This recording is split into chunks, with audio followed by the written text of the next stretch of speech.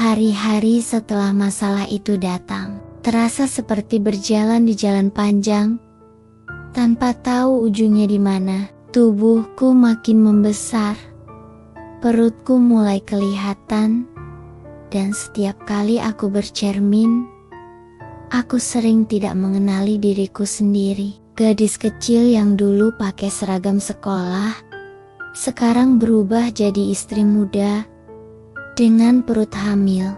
Aku sering berdiri lama di depan cermin, mengusap perutku pelan. "Nak, ibu masih belajar ya?" bisik. "Maaf kalau ibu belum pintar." Kadang aku tersenyum sendiri, kadang air mataku jatuh begitu saja. Kehamilan membuatku makin sering lelah, bangun pagi jadi berat. Berdiri lama bikin pusing, tapi aku tetap berusaha melakukan tugasku sebagai istri. Masak sebisanya, bersih-bersih sebisanya. Suatu pagi aku benar-benar tidak kuat bangun, kepala pusing, badan panas. Aku tetap memaksakan diri ke dapur, tapi baru berdiri sebentar, pandanganku gelap. Aku langsung duduk di lantai. Rizal yang baru bangun, kaget melihatku. "Kamu kenapa, Sar?" Aku menggeleng lemah. "Aku pusing, nggak kuat berdiri." Rizal langsung membantuku ke kasur. "Kamu jangan maksa terus. Kalau sakit, bilang." Aku menatapnya dengan mata berkaca-kaca. "Aku takut kamu kecewa kalau aku nggak bisa ngapa-ngapain." Rizal terdiam sebentar, lalu berkata lebih lembut, "Aku lebih takut kamu kenapa-kenapa." Kata-kata itu sedikit menenangkan hatiku. Setidaknya, di saat seperti itu, aku merasa diperhatikan. Sejak hari itu, aku mulai belajar satu hal penting. Aku nggak selalu harus memaksakan diri.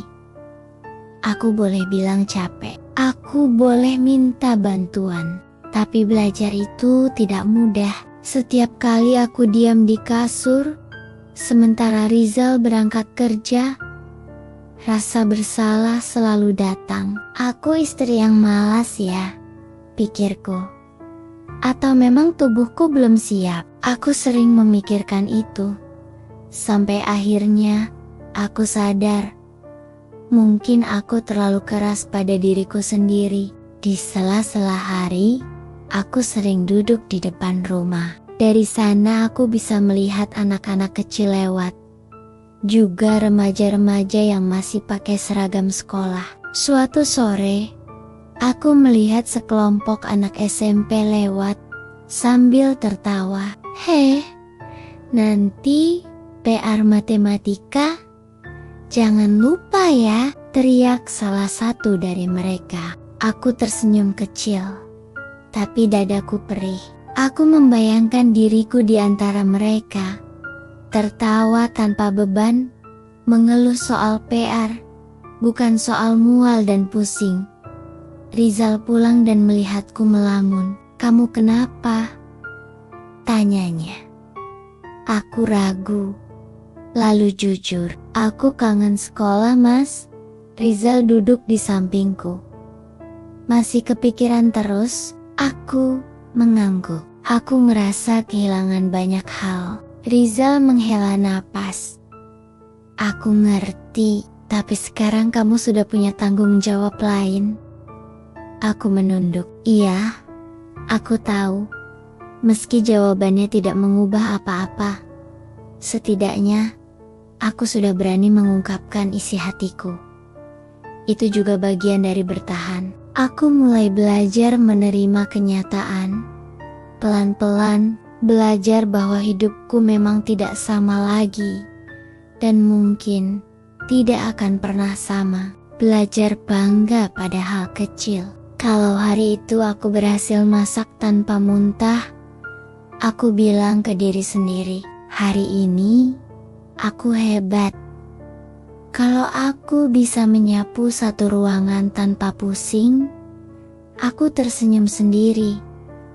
Hal-hal kecil itu jadi penguatku. Aku juga mulai sering bicara pada bayiku. Setiap malam sebelum tidur, aku mengusap perut dan berbisik, "Nak, nanti kalau kamu besar, ibu pengen kamu sekolah tinggi. Jangan kayak ibu yang berhenti terlalu cepat." Aku membayangkan anakku nanti pakai seragam, bawa tas besar, pulang cerita tentang sekolah. Pikiran itu membuatku sedikit lebih kuat. Suatu hari, aku kembali menelepon ibu. Kali ini aku tidak cuma menangis, tapi juga bicara lebih terbuka.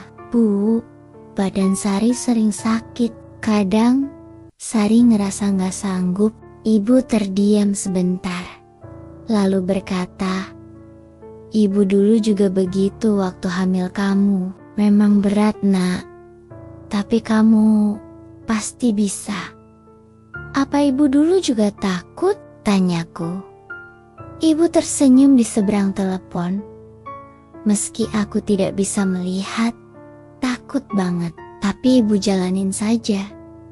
Satu hari demi satu hari, kalimat itu menempel di pikiranku.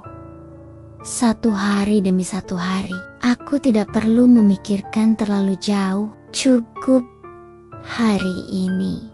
Sejak itu, setiap kali aku merasa tertekan, aku berkata pada diri sendiri, "Hari ini saja dulu, Sar.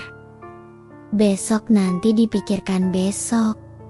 Aku juga mulai lebih sering cerita pada Rizal.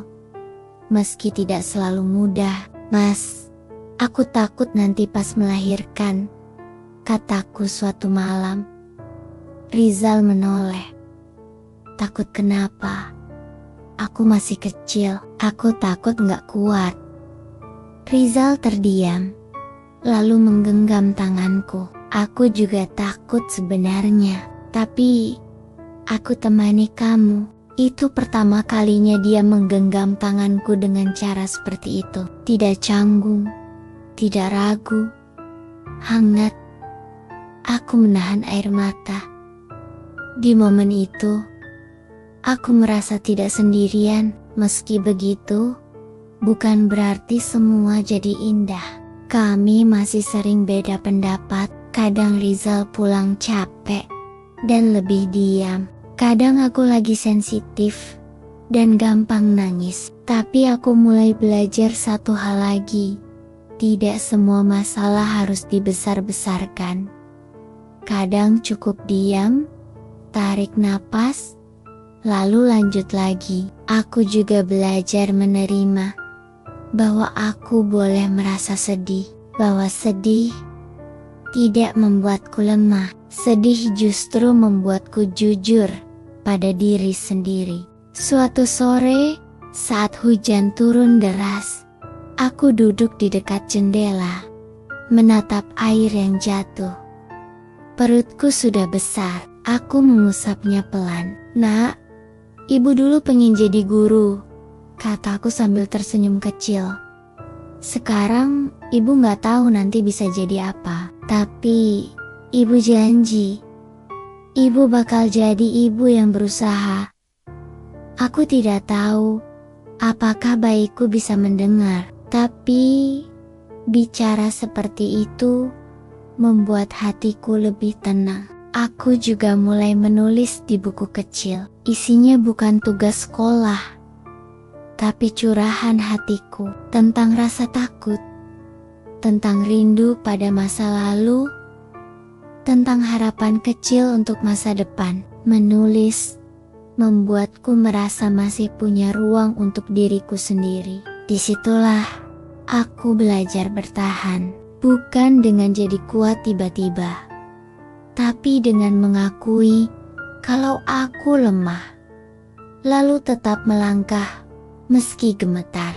Aku bertahan dengan cara sederhana, bangun setiap pagi meski malas, masak meski cuma bisa sedikit, tersenyum meski hati sering sedih, berharap meski tidak tahu hasilnya. Aku sadar, aku memang tumbuh terlalu cepat. Tapi di tengah semua itu, aku juga belajar banyak tentang sabar, tentang menerima, tentang mencintai, tanpa benar-benar paham caranya. Dan meski sampai hari itu, aku masih sering bertanya, kenapa harus aku? Aku juga mulai berkata pada diri sendiri, kalau ini jalanku, aku akan berusaha menjalaninya sebaik yang aku bisa. Itulah caraku belajar bertahan di usia yang bahkan seharusnya aku masih belajar tentang dunia, bukan tentang bagaimana menahan beratnya hidup orang dewasa.